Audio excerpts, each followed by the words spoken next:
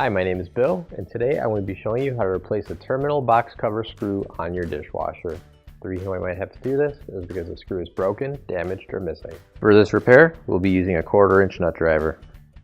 Warning: before doing any repairs, please disconnect your power source.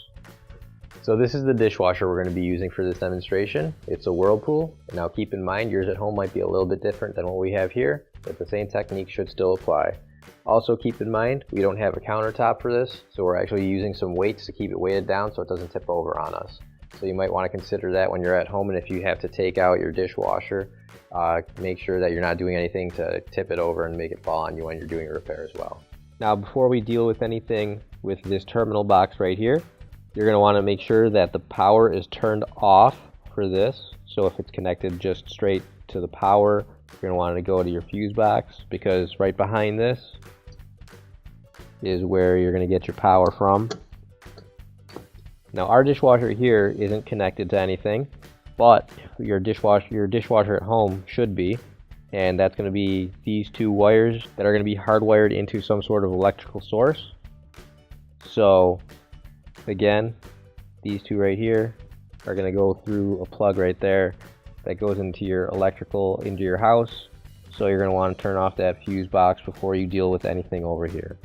So in our case right here, we're missing the screw that holds our terminal box cover in place. So there should be actually a screw right in there, and without that screw, our terminal box cover just kind of keeps popping open by itself, which is not a good thing because it exposes these electrical pieces right here, which, as I said before, should be connected and hardwired into your house electricity.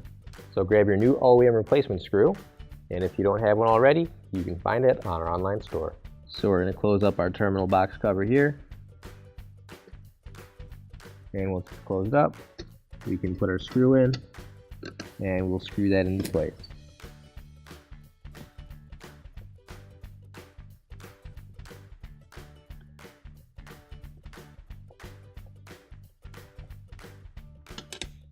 Finally, don't forget to plug in your appliance.